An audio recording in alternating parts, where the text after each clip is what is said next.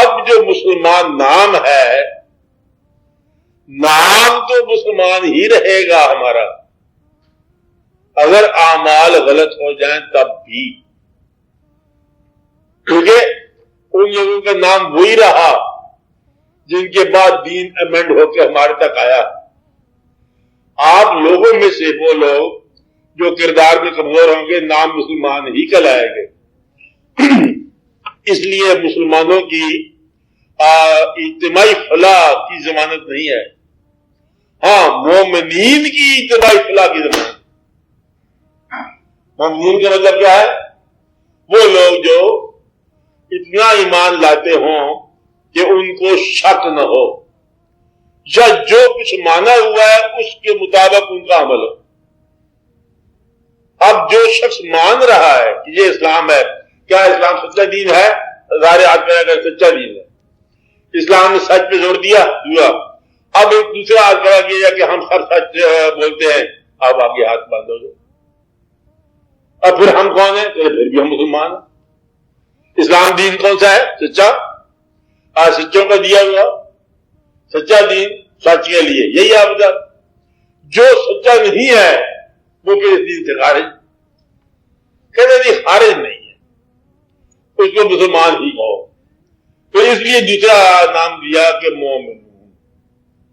مومن وہ آدمی جو اسلام کے بتائے ہوئے احکامات کے مطابق زندگی بسر کرے۔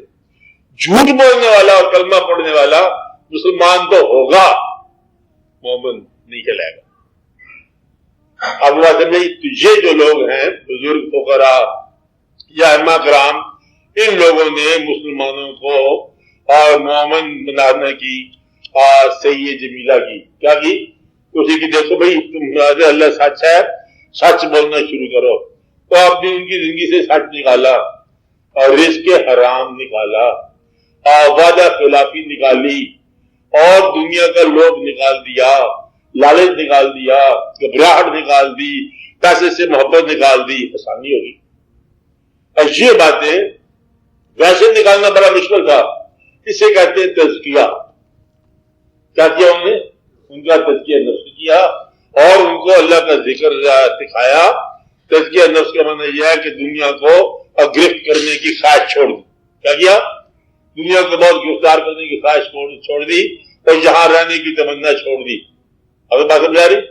اور یہ ان لوگوں نے سکھایا۔ ان لوگوں نے آ کے اس علاقے میں دین جو پھیلایا ہے وہ عام طور پر انہی مسلک میں آیا یا مسالک میں آیا یا مسلکوں میں آیا۔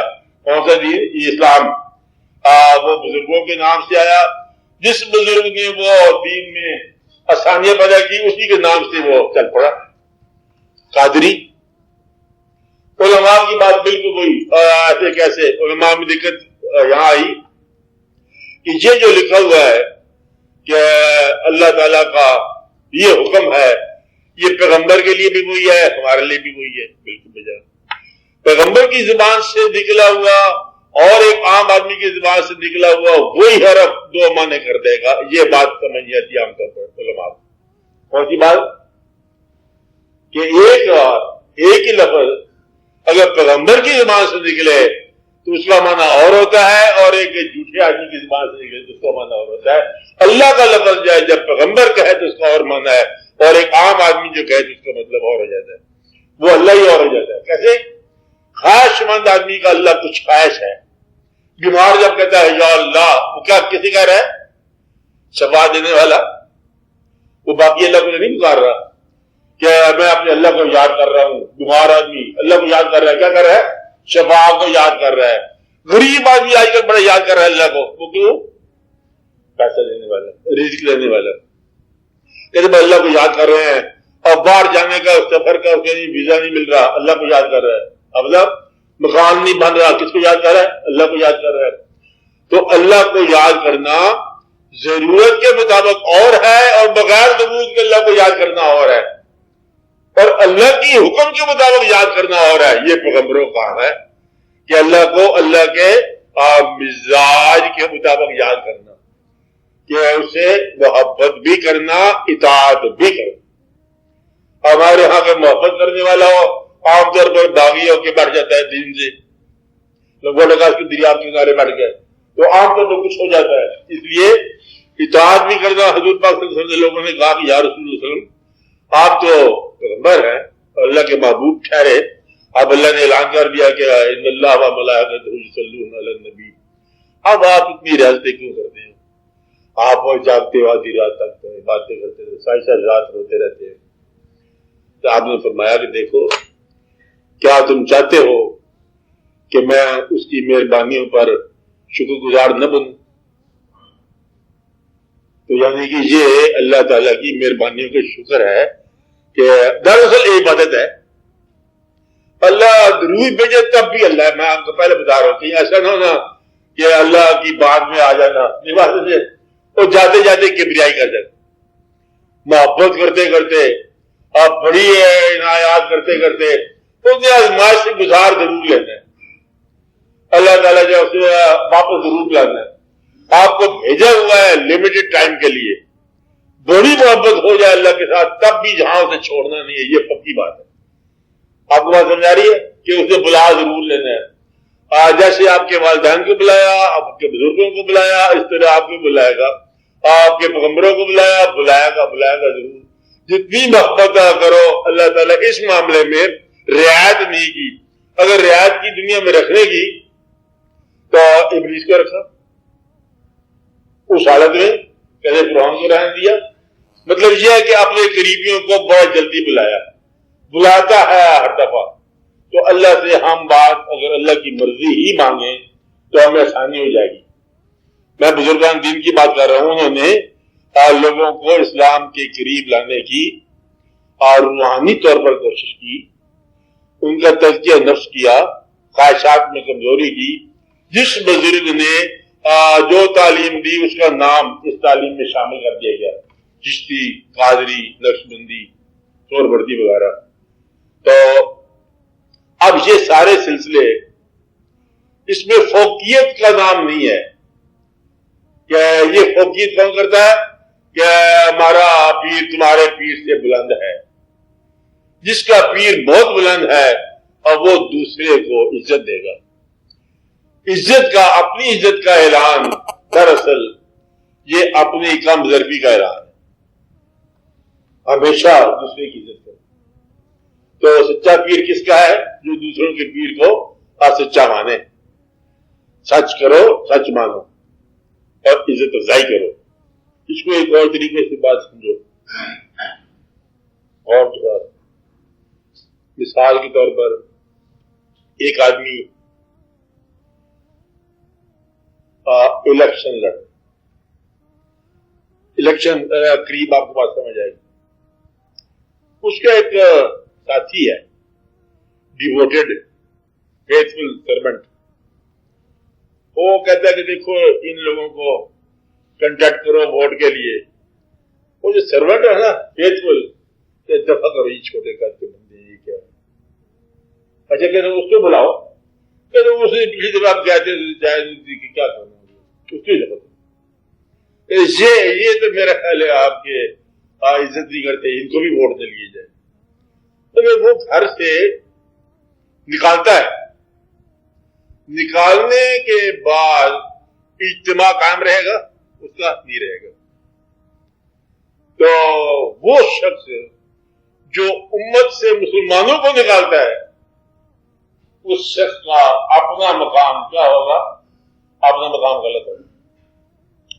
ایک بات تو یاد رکھو کہ وہ شخص جو اس امت میں سے اپنے علاوہ لوگوں کو دین سے خارج کرتا ہے اس آدمی کو انکریج نہ کرو کہ یہ ایز اٹ از امت شفاعت کی منتظر ہے. کس کی منتظر ہے؟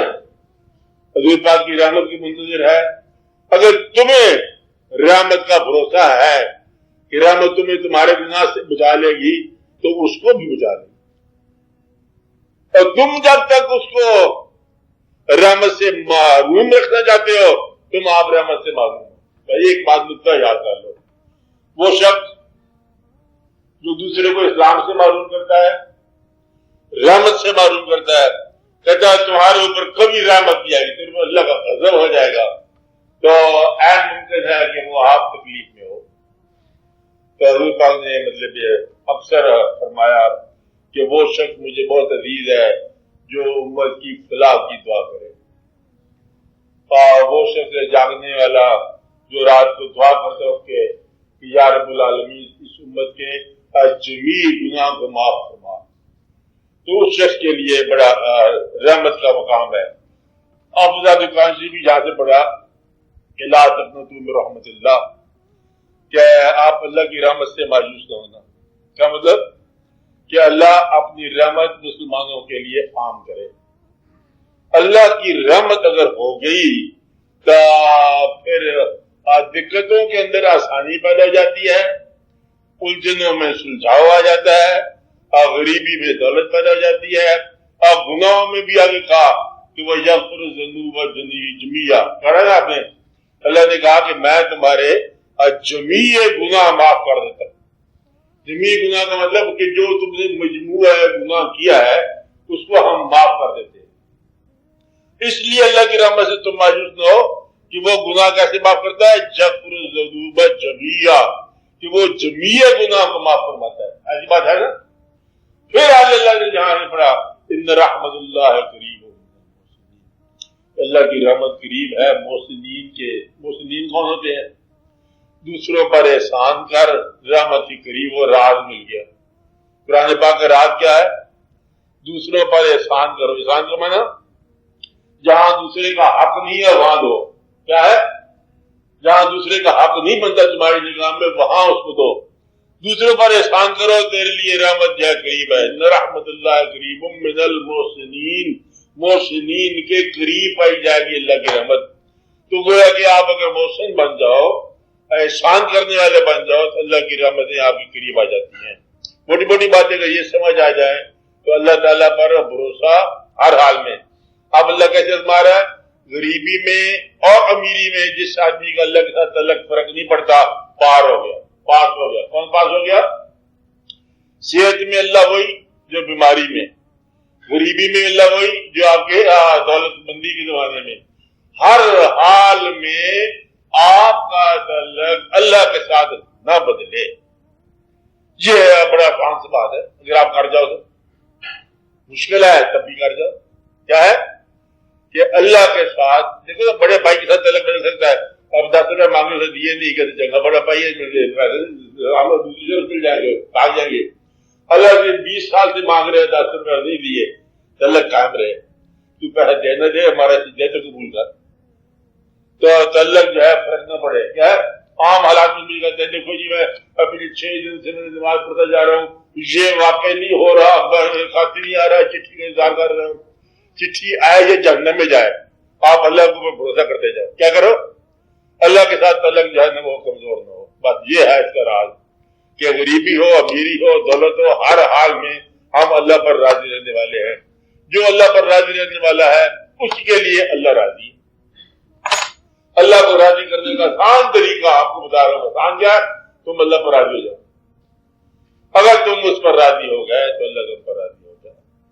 تو اللہ تعالیٰ آپ پر راضی ہو، آپ اللہ پر راضی رہو۔ زندگی میں اتنا وقت نہیں ہے زیادہ آزمائشوں کا، مشکلات کا۔ 2 موٹی موٹی باتیں ہیں، باقی مجبوریاں ہیں۔ مجبوریاں کہاں ہیں؟ آنا جانا، اچانک واقعات، صحت، بیماری، سب چلتے جا رہا ہے۔ ایک چند لمحات ہیں آپ کے عقیدے کے۔ کون سے لمحات؟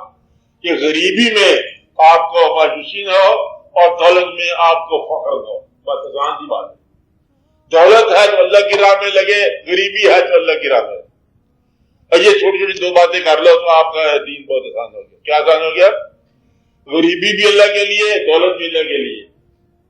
اور کسی اللہ سے جو دور ہے تمہارے خیال کے مطابق، اس کے قریب جا کے اس کو سمجھاؤ، معروم نہ ہونے دو۔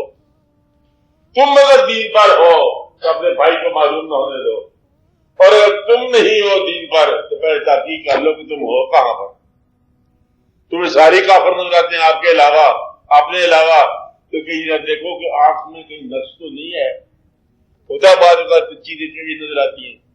اس لیے دعا یہ کرو اللہ تعالیٰ آپ کو آسانی دے، اللہ تعالیٰ آپ کو کسی آسان راستے سے اپنے پاس ملائے، اللہ تعالیٰ اپنا راستہ اسی راستے میں دکھائے، یہ دنیا آپ کے لیے دین بن جائے.